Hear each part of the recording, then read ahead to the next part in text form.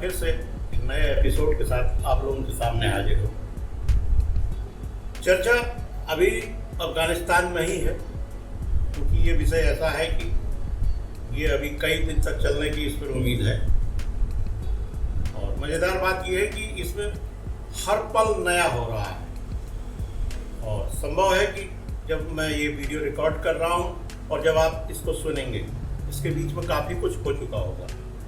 चलिए कोई बात नहीं, कुछ चीज़ें ऐसी हैं कि जो इसमें सदाबहार रहेंगी, यूनिवर्सल रहेंगी, जिसको आप किन्हीं भी घटनाओं के बाद वो बनी ही रहेंगी।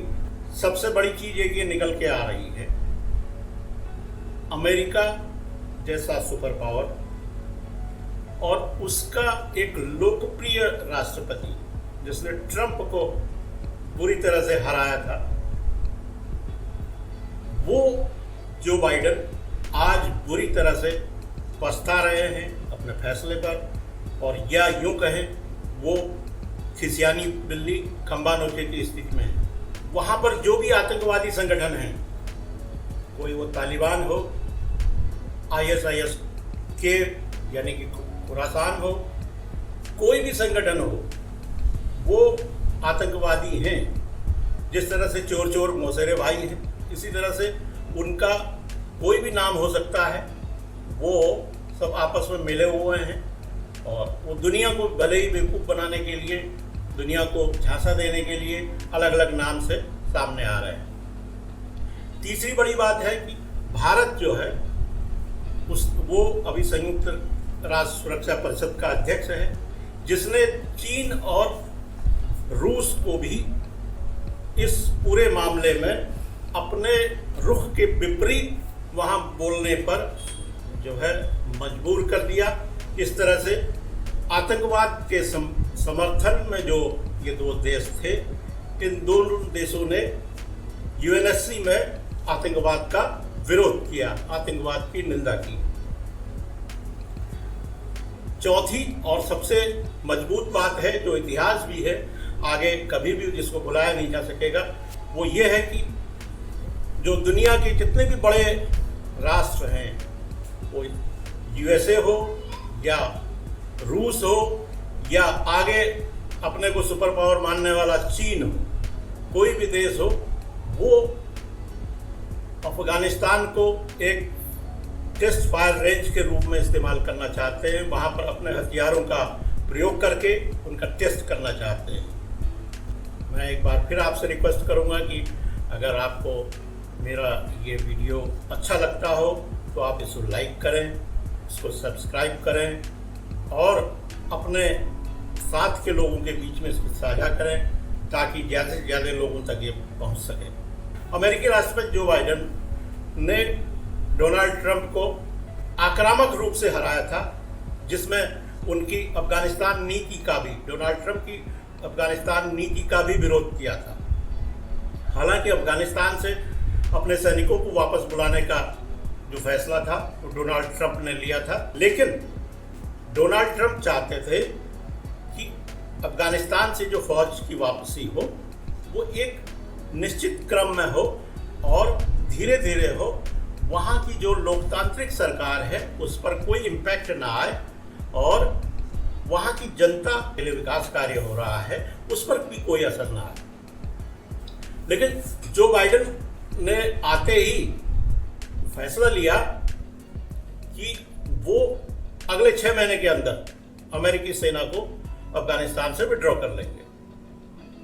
और इसी बीच में तालिबान के साथ में जो बातचीत चल रही थी पर्दे के पीछे से, वो भी सफल नहीं हुई।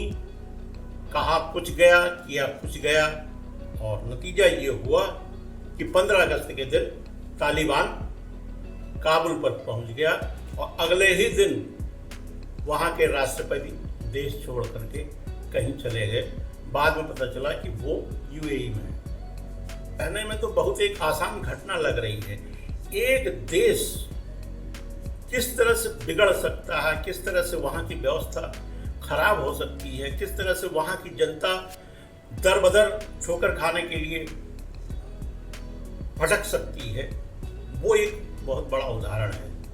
यहाँ पर एक उदाहरण आप ये भी देखिए, जिस देश की सेना मजबूत नहीं हो, जिस देश की सेना के इरादे मजबूत नहीं हो, वो देश अफगानिस्तान की तरह ही ढह जाता है। आज वहाँ के लाखों लोग अपना देश छोड़ने पर विवश हैं। अपने देश में उनके लिए कुछ नहीं रखा हुआ है। काबुल एयरपोर्ट में जो धमाका हुआ, जो आत्मघाती हमला हुआ, उसमें कुल फिगर बताई जा रही है कि 200 लोग मारे गए हैं। उन 200 में 13 तो अमेरिकी सील कमांडो हैं और तालिबान कह रहा है 30 आदमी यानी कि 30 लड़ाके उसके भी मारे गए हैं और बाकी करीबन 150 के आसपास जो लोग मारे गए हैं उनका बारे में पता ही नहीं। और जो वहाँ की ऑफिशियल फिगर जो आ रही है वो कह रहे हैं 170 लोगों की शिनाख्त नहीं हुई, यानी कि मरने वाले 200 से बहुत ज़्यादा हैं। क्योंकि वहाँ की खबरें नहीं आ पा रही हैं, वहाँ के कवरेज के लिए वहाँ पर संवाददाता लोग मौके पर नहीं जा पा रहे हैं। नतीजा यह है कि वहाँ की हकीकत बाहर नहीं आ पा रही है। आप भी देख रहे होंगे इलेक्ट्रॉनिक चैनल्स में हर चैनल अलग अलग चीज़ चला रहा है, जिसकी जो मर्जी आए वो बोल दे रहा है। लेकिन शाश्वत सत्य ये है कि जो बाइडेन अपने बाल नोच रहे हैं, डोनाल्ड ट्रंप 2022 में अमेरिका में होने वाले मध्यावधि चुनाव के लिए वो बहुत बड़े रूप में सक्रिय हो गए हैं।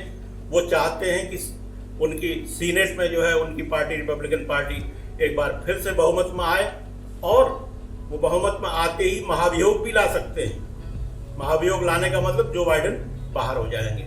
जो बाइडेन के बाहर होने का मतलब ये है कि अमेरिका में एक तरीके से ये जो असंभव चीज़ों में से ये चीज़ संभव होगी।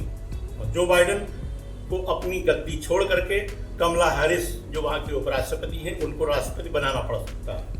अब बात करते हैं कि तालिबान और जिस आतंकवादी संगठन पर काबुल इंटरनेशनल एयरपोर्ट में आत्मघाती हमला करने का एक आरोप लग रहा है, अभियोग लग रहा है, वो ISIS के यानी के फॉर खुरासान।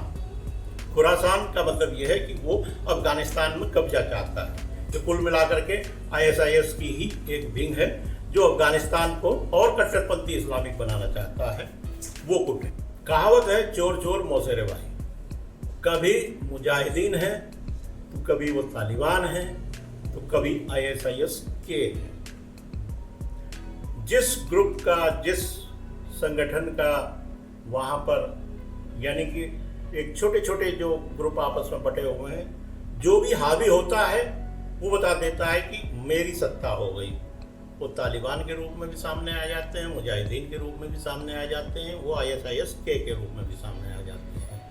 अभी तो ओसामा बिन लादेन का जो ग्रुप है अलकायदा, वो कहीं सीन में नहीं है। लेकिन किसी दिन अचानक ये मालूम पड़ेगा कि कोई बड़ा धमाका हुआ या कोई बड़ी आतंकवादी घटना हो गई जिसकी जिम्मेदारी उसके संगठन ने ले ली और वो प्रभावी हो जाएगा। अब कहा यह भी जा रहा है कि तालिबान अमेरिका से मदद मांगना चाह रहा है। अफगानिस्तान का जो आधिकारिक रूप से जो खजाना है वो जाम कर दिया गया है, वो सीज कर दिया गया है।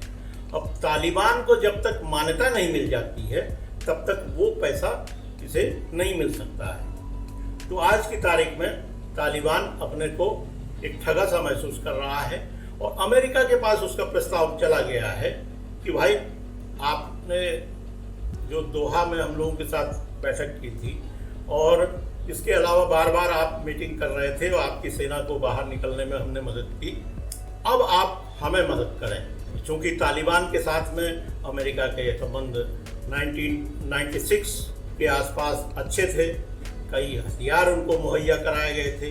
तो इस तरह से तालिबान और अमेरिका के बीच में अगर कोई गठजोड़ हो जाती है आने वाले समय में, यानी हो के जाती है, सार्वजनिक हो जाती है, यानी पब्लिकली उस बात को अगर स्वीकार कर लिया जाता है तो कोई आश्चर्य की बात नहीं होनी चाहिए। आज वो अमेरिका जो रो रहा है कि उसके सैनिक काबुल इंटरनेशनल एयरपोर्ट में मारे गए, पता नहीं किस साजिश के तहत वो धमाका हुआ हो और तालिबान उसका फायदा उठाने के लिए वो अमेरिका से कुछ आर्थिक मदद हासिल कर लेगा। अंतर्राष्ट्रीय कूटनीति में होता क्या है, कहा क्या जाता है, इसका कुछ पता नहीं चलता है। इसलिए वक्त का इंतजार करें।